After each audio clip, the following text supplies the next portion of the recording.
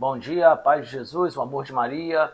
Vamos para o 34º dia de nossas meditações quaresmais de Santo Tomás de Aquino. Hoje, segunda-feira, depois do primeiro domingo da Paixão. Lembrando que, como eu falei ontem, o primeiro domingo da Paixão é celebrado no período de Santo Tomás. Hoje em dia a igreja já não diz mais que é o primeiro domingo, mas pode ser, pode dizer, não tem problema. E semana que vem já estamos aí caminhando para o Domingo de Ramos e a Semana Santa, né? Que é a semana principal da nossa igreja. Vamos começar? Em nome do Pai, do Filho e do Espírito Santo. Amém. A paixão de Cristo é remédio contra todos os pecados. A todos os males que contraímos pelo pecado, encontramos remédio na paixão de Cristo. Contraímos pelo pecado 5 males, vai dizer Santo Tomás. O primeiro dos males é a própria mancha do pecado. Quando um homem peca, conspurca a sua alma, porque como a virtude embeleza, o pecado enfeia. Lê-se em Baruque, capítulo 3, versículo 10. Porque estás, ó Israel, na terra dos inimigos, e te contaminastes com os mortos. A contaminação do pecado é essa mancha que fica na nossa vida, na nossa alma. Mas a paixão de Cristo lavou essa mancha. A sua paixão fez do seu sangue um banho para nele lavar os pecadores. Como diz em Apocalipse, capítulo 1, versículo 5, vai dizer São João, lava-os do pecado no sangue. No batismo, a alma é lavada no sangue de Jesus Cristo, porque este recebe do sangue de Cristo a força regeneradora. O batismo, como sacramento, é uma dinamis, é uma força que vem de Deus, né, para nos transbordar com esse sacramento, no caso ali o batismo, né? Por isso, quando alguém é batizado, se macula pelo pecado, faz uma injúria a Cristo, e o seu pecado é maior que o cometido antes do batismo. Lê-se na carta aos Hebreus, capítulo 10, versículos 28 e 29. O que desprezou a lei de Moisés, após ouvido o testemunho de 2 ou 3, deve morrer. Como não deve merecer maiores suplícios aquele que pisou no sangue do Filho de Deus e considerou impuro o sangue da aliança. O segundo mal que contraímos pelo pecado é nos tornarmos objetos da aversão de Deus. Assim como quem é carnal ama a beleza da carne, do mesmo modo, Deus ama a beleza espiritual, que é a beleza da alma. Quando, por conseguinte, a alma se deixa contaminar pelo mal do pecado, Deus fica ofendido e odeia o pecador.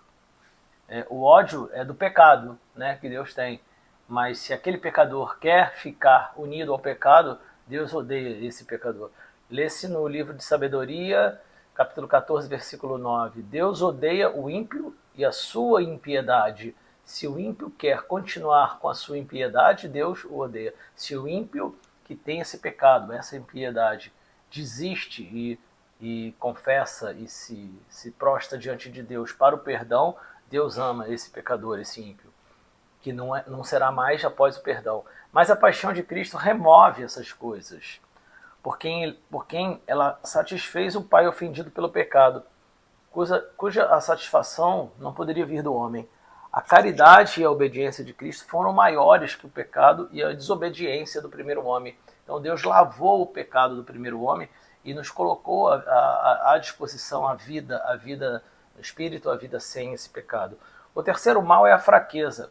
O homem pecando pela primeira vez pensa que depois pode abster-se do pecado. Acontece ao contrário. Ele debilita-se pelo primeiro pecado e fica inclinado a pecar mais, né? Aquela concupiscência da carne, a concupiscência dos olhos, a soberba da vida, a gente fica com essa facilitação de pecar mais, exatamente por ter experimentado, né, o pecado. O pecado vai dominando, assim, cada vez mais o homem, e este por si mesmo coloca-se em tal estado que não pode mais se levantar. Você vê como é que o pecado derruba, né? É como alguém que se lançou num poço. Só pode sair dele por força divina.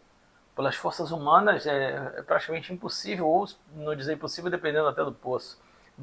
Depois que o homem pecou, a nossa natureza ficou debilitada, corrompida. E por isso mesmo ficou ele mais inclinado pelo pecado. Mas Cristo na cruz diminuiu essa fraqueza e debilidade, bem que não as tenha totalmente apagado. Não apagou totalmente a fraqueza e a debilidade, mas resolveu, diminuiu, né? Tirou aquela força que dava o ímpeto sempre de pecar. Então, com a limpeza do batismo, da paixão de Cristo, de tudo que ele pôs na nossa vida, a gente tem essa facilidade, essa melhor sequência de vida para que não peque.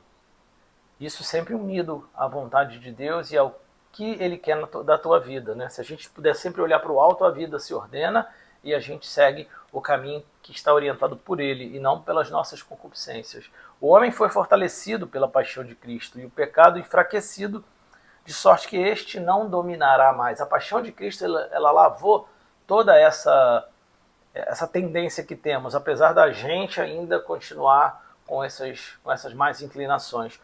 Pode, por esse motivo, auxiliado pela graça divina que é conferida pelo sacramento, cuja eficácia recebem da paixão de Cristo, esforçar-se para sair do pecado.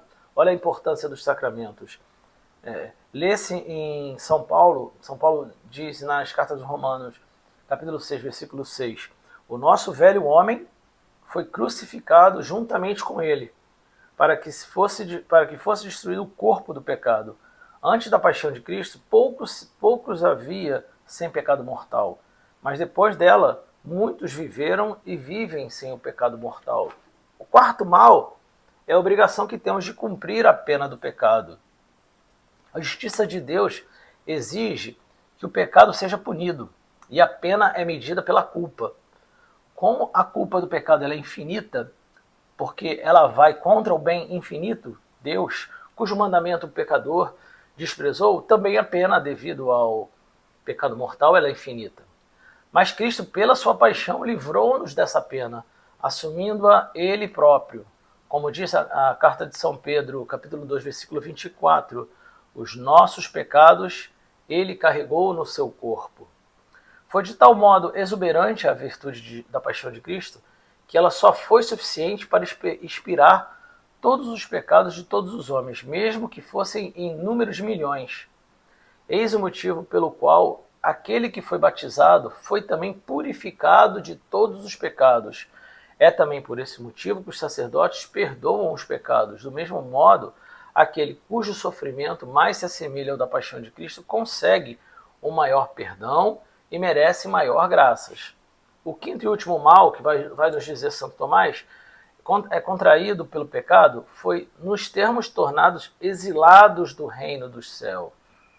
É natural que aqueles que ofendem o rei sejam obrigados a sair da pátria. O homem foi afastado do paraíso por causa do pecado. Adão, imediatamente após o pecado, foi expulso do paraíso e sua porta lhe foi trancada. Mas Cristo, pela sua paixão, abriu aquela porta novamente, chamou os exilados para o reino. E quando foi aberto o lado de Cristo, foi também a porta do paraíso aberta. Quando o seu sangue foi derramado, a mancha foi apagada. Deus foi aplacado, a fraqueza foi afastada, a pena foi expiada. E os exilados foram convocados para o reino. O reino de Deus estava ali agora, disponível para todos aqueles exilados, devido ao pecado mortal de Adão, tudo que eles viveram, estava aberto. O paraíso voltou a brilhar na frente do homem. E por isso que foi logo dito ao ladrão, né? Lucas 23, 43. Estarás hoje comigo no paraíso. Um ladrão, um pecador público, estava disponível agora para entrar no paraíso, porque esse era o chamado de Jesus ali naquele instante para todos nós, através da figura do bom ladrão. Observe-se que nesse momento não foi dito outrora, que também não foi dito a outrem, nem a Adão, nem a Abraão, nem a Davi. Foi dito hoje, isso é, logo que a porta foi aberta. E o ladrão pediu e recebeu.